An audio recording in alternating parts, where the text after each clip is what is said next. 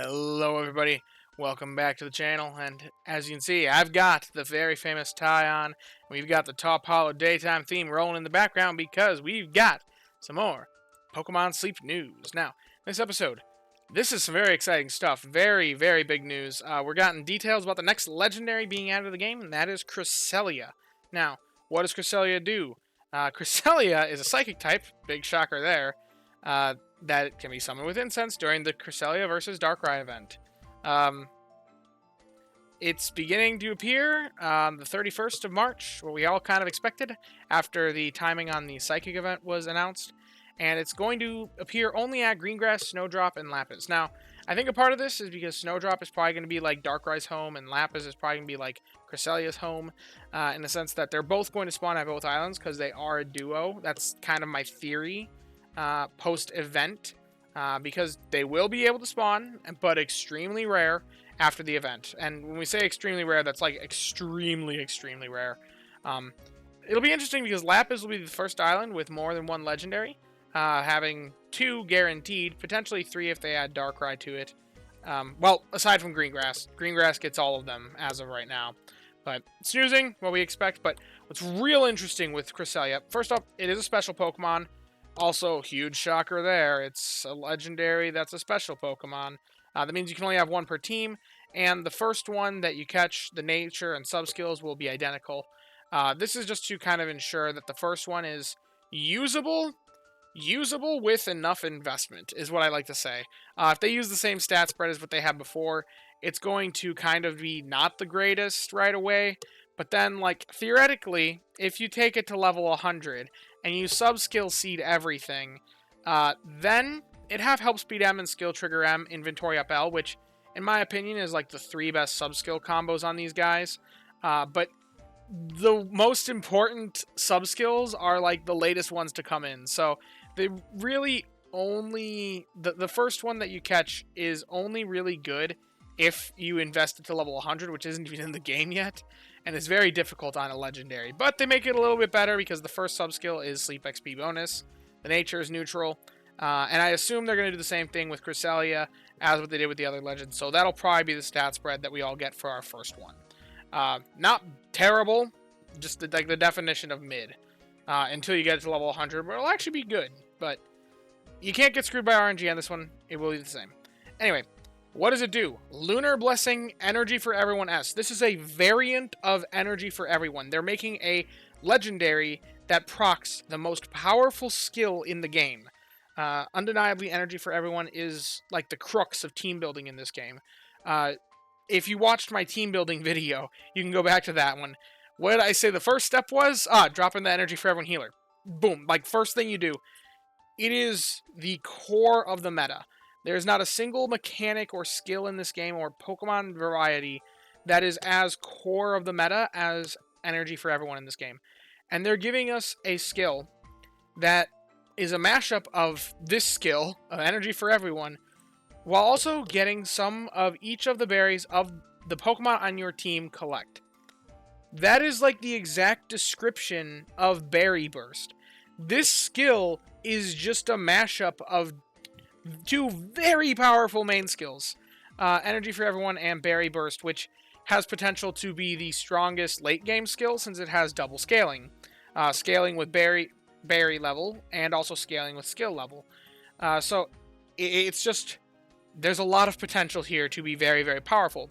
Now, that doesn't necessarily mean that Cresselia is powerful, because if this thing only procs...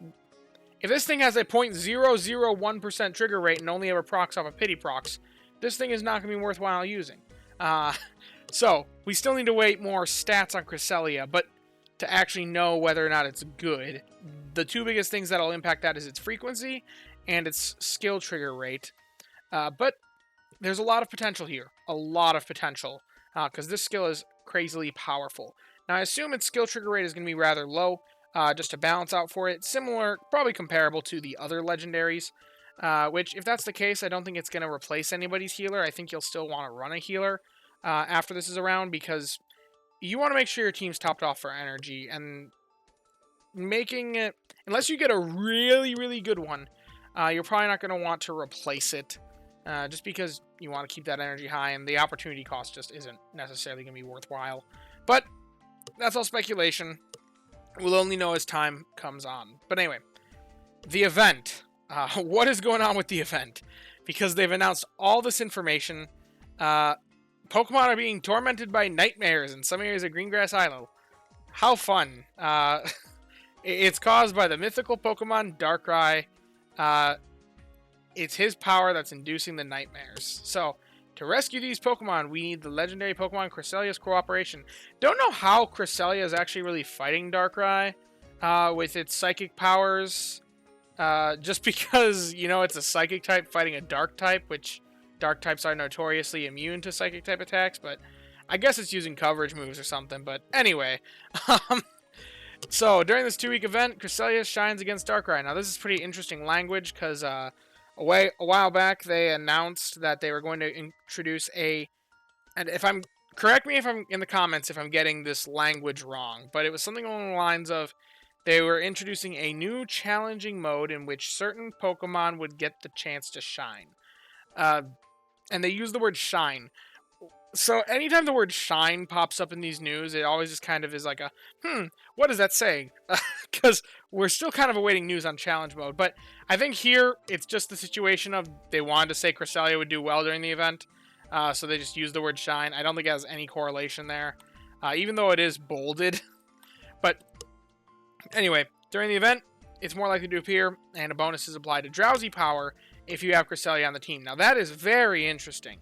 But yeah, the event's starting on March 31st, ending on April 14th.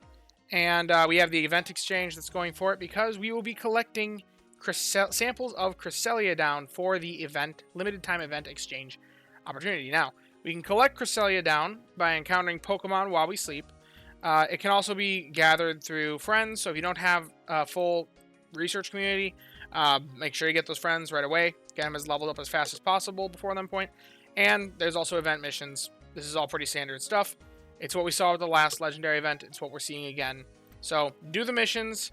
Make sure you have your friends and get them as high level as possible. There's also event rank rewards now, which is new. That is new. But then research community as well. And then if you don't have access to friends because you're on a miner's account, then they just do give a flat amount of Cresselia downs at the start of each week as a gift to make up for the fact that you're not getting the research community stuff because you can't. So anyway, yeah, so much crazy stuff going on here. So event Drowsy power. This is a huge deal. They're making a new there's your personal Drowsy power, which we always have, but they're also adding an event Drowsy power, which we will have an event rank, which will allow us to fight back against Darkrai's nightmares. And each time our event rank increases, we get rewards. But then there's also global Drowsy power, which is of all the researchers worldwide from 2 days prior. And as the event progresses, that value does continue to grow. And it's just based off of everybody in the world. So everybody do your part. Because there are 15 event ranks, and the maximum event rank for the first week is rank 8, and then they have 7 more that they're adding with new luxurious awards.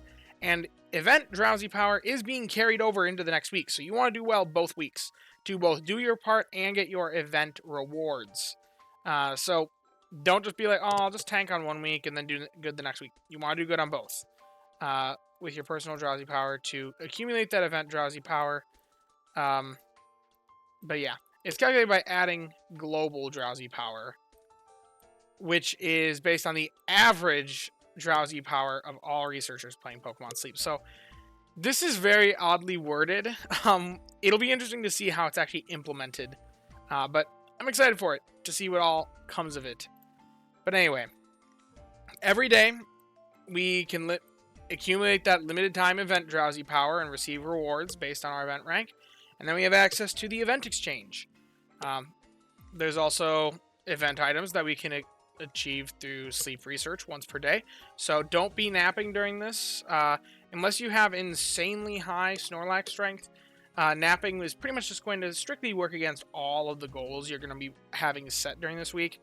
Aside from maybe it could increase your odds of encountering a wild Cresselia if you have a stupidly high Snorlax strength, but nobody's really going to be at that point unless you're like whaling the game and bought like a boatload of whistles. So for like 99.9% of players, just sleep once. Don't even consider napping during this, especially since this is likely going to happen after the napping nerf. So yeah, certain Pokemon are more likely to appear. That's the Psychic types, which we see listed down here. And then we have standard type bonus, so their skill proc rate is multiplied by 1.5 times if it's a Psychic type Pokemon. They also gather one extra ingredient than what they would normally gather for their ingredient procs.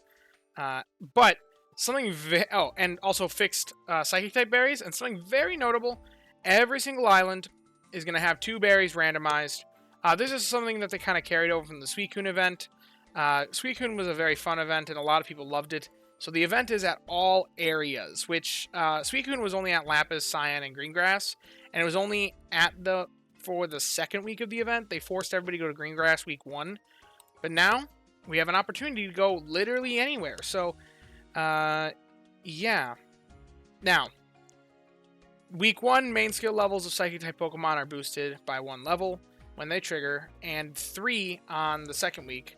And we also start with a little bit of bigger Snorlax second week, which that's been pretty standard all the way back as early as the Raikou event. So those boosts are all pretty standard. There's not really much new here, but I want to talk about islands because there's a lot of options here. We can go to any of the currently existing 6 islands. Yeah, 6 islands. I should know that number. But there's different spawns at all of them. And I can see a couple different approaches. And realistically, I don't think we're going to know what the best island to go to is until we get more data.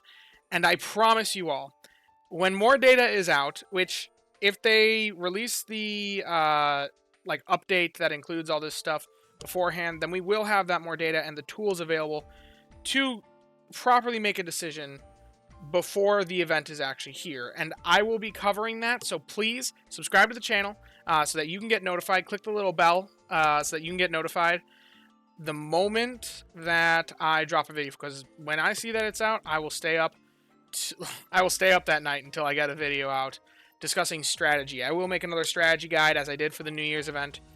So yeah, that's my little plug. But what is the best island to go to for this event? And yeah, I think it's inconclusive because I think there are a few different strategies and things that you can go for. First is if you want to get the most event Drowsy power. If that's the case, make your decision off of island bonus, because every island is basically the same for this event as far as strength goes, because all of them have Psychic Berry fixed and then 2 random berries. That's going to be consistent across every single island. The only difference between them strength-wise is your island bonus, so that's going to be varying from each account to each account. But there's going to be none that is going to be better for your account because you have this berry special. No, they're all going to be the same for this. But there's also consideration with the spawns. Now, I can see 2 major approaches that you can go through with this.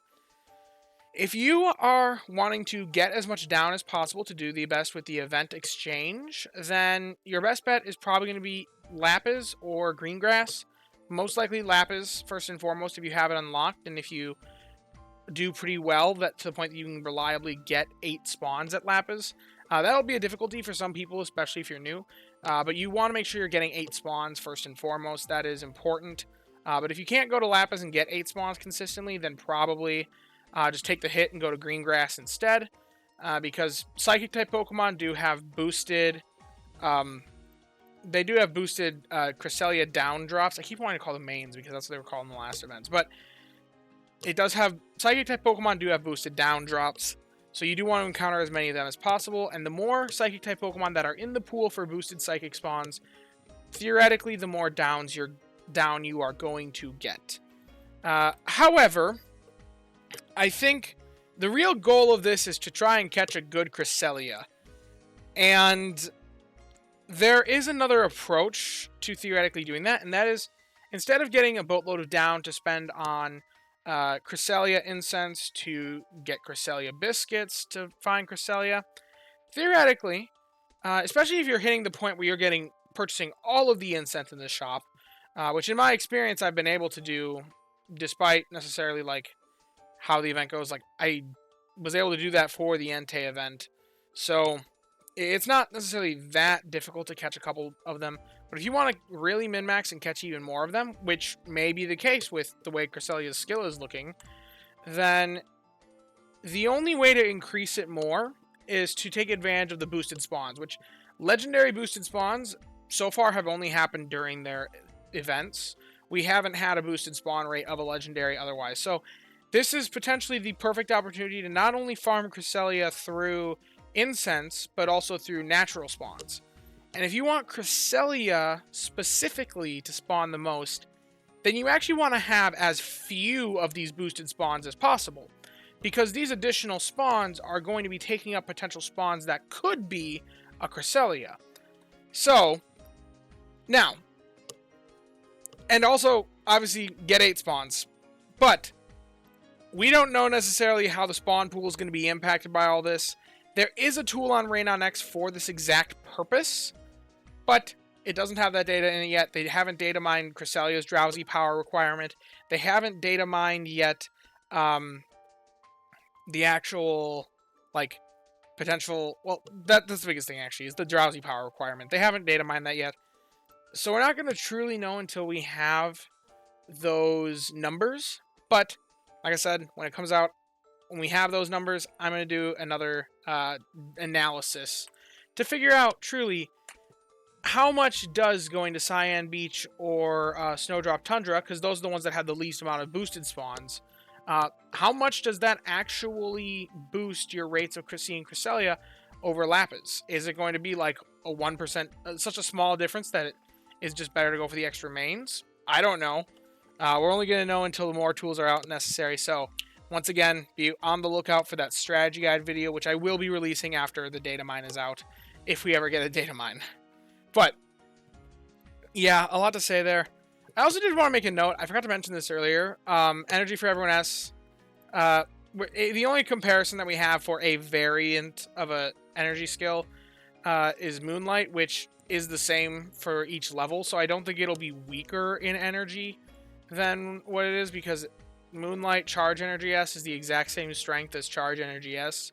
I think the way they're going to nerf this thing and keep it balanced is by its skill proc rate, and its proc rate alone, or its frequency as well could be a thing for that. But yeah, that's really all that I have to say on the event. It is a crazy event. It's all that I have to say for now. We have a chance to eventually befriend Darkrai, potentially, if we do well enough in the event. But yeah, I hope that everybody learned something from this, because, man, I've been processing it for a while now, ever since I saw the announcement. So, yeah. If you have enjoyed the video, be sure to leave a like, and especially subscribe if you want to keep an eye out for that upcoming video. Oh, wow, my music ended. We gotta have the music. Okay. Sorry about that. Yeah, get that subscription in. I'll be releasing that video. And then, we got a link to a Discord. That'll be in the description as well. Come join us, hang out, talk about all things Pokemon, Sleep, and the like. I can tell you it was going wild tonight with the release of this news. And as always, I thank you guys for watching and hope that you all have a wonderful day. Bye-bye now.